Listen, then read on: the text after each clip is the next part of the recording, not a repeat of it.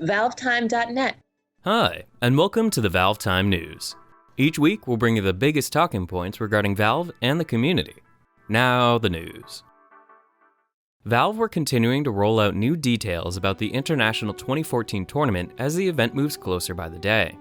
Earlier this week, the official announcement page for the event was revealed alongside new details regarding which teams will be taking part and in which areas of the tournament. As we mentioned on a previous episode, the tournament is being split into the main event, which will take place from July 18th through the 21st, and 4 separate regional qualifiers, all of which will run throughout the month of May.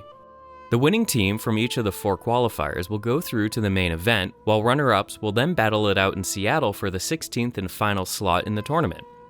The other 11 slots will be filled by invited teams, which consist of 2013 champions Alliance, 2012 champions Invictus Gaming, 2011 champions Na'Vi, Titan, Evil Geniuses, Fnatic, Newbie, VC Gaming, Team DK, Cloud9, and Team Empire, all of whom are automatically through to the main event.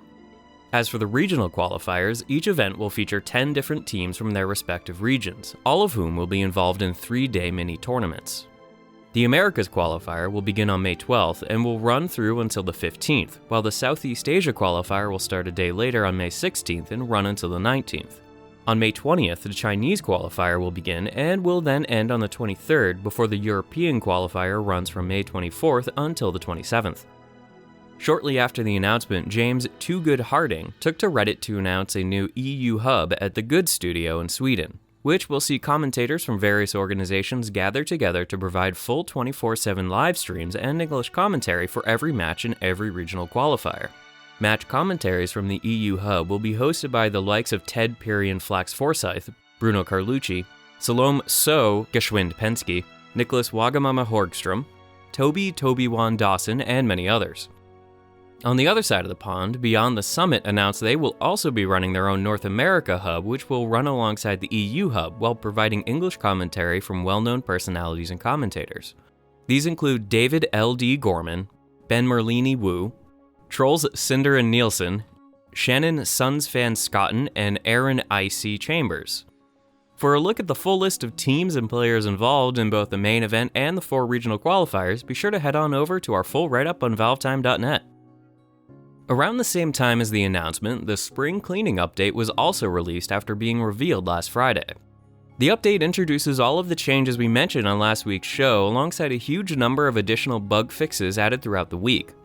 As usual, links to each of the changelogs, the announcement pages, the Reddit threads, and our own write-up will be available in the video description, alongside links related to every other topic we're discussing this week. On Thursday, Japanese developer Taito revealed that the arcade version of Left 4 Dead is currently in development. In a manner similar to the Half-Life 2 Survivor arcade port released by the company back in 2006, Valve have licensed the series name out to Taito, who will then use it to create a similar yet heavily modified title exclusively for the Japanese arcade scene.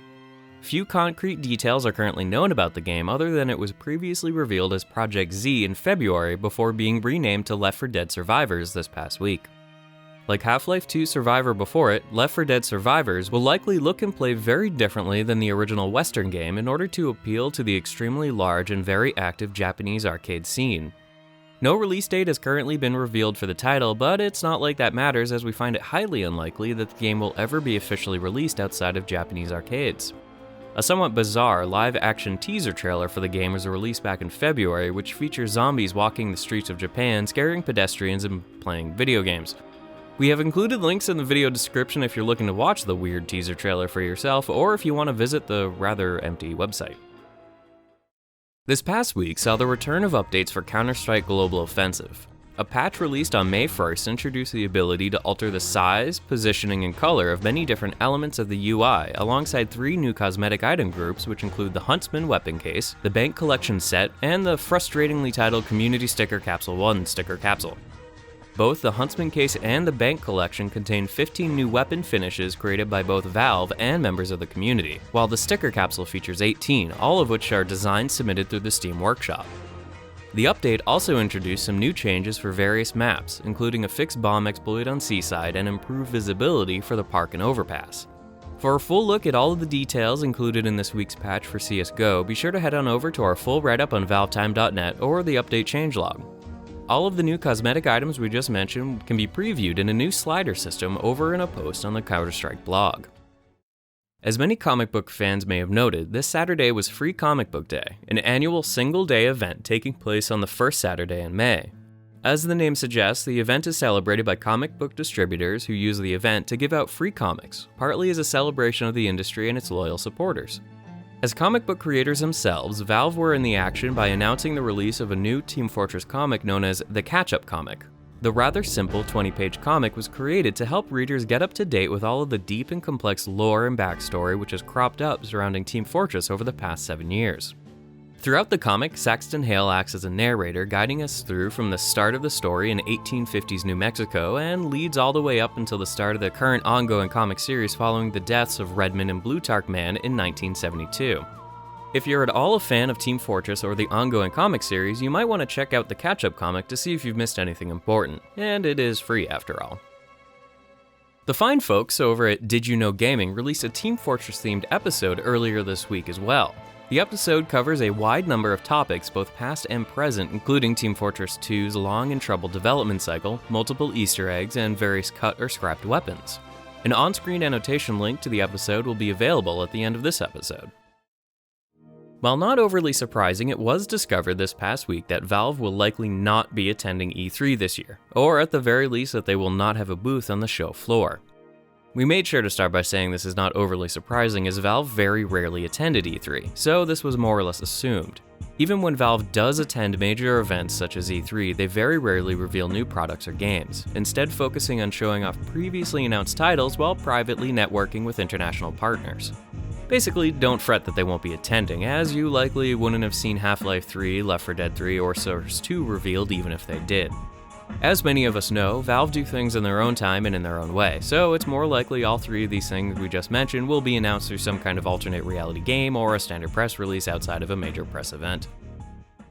Following the third birthday of Portal 2 several weeks ago, we decided to try our hand at reviewing the first Portal-themed item here on the channel. Luckily, a new mod by the name of Thinking with Time Machine was released around the anniversary, giving us the perfect opportunity to get our teeth stuck in with some totally new time-based gameplay mechanics. While the release of the video was delayed by a few days due to several unforeseen circumstances, we were finally able to upload the review on Friday, which some of you may have already checked out. If you've yet to watch the review, we would really appreciate it if you could head on over to listen to what we have to say. If you've played the mod for yourself, be sure to leave a comment here or on the review to let us know whether you agree or disagree with us and what you may think. In related news, a new Portal 2 t-shirt was added to the Valve store recently. The t-shirt features a front cover of a handheld Portal device owner's workshop manual in the center of the shirt, and is currently available for $19.99 in various sizes for both men and women. It might not be the most exciting t-shirt ever released, but it does have some pretty neat art showing the inner workings of the Portal gun on the front. Oh, and as anyone watching this around the time of release may have noticed, this weekly news roundup officially marks our 200th video. As a milestone of sorts, we wanted to take a few seconds here at the end of the video to thank everyone who has watched, subscribed, and supported us over the past few years. And for those of you who have supported the ValveTime website even longer than that. You guys really do help make all of our work worth the effort, so thank you. And that brings us to the end of another week of Valve and community news. Don't forget to subscribe to us here on YouTube, to follow us on Facebook and Twitter, to rate our Dota 2 announcer pack positively over on the Steam Workshop, and to sign up to get involved in the ValveTime.net forums. Thanks for watching, and bye for now.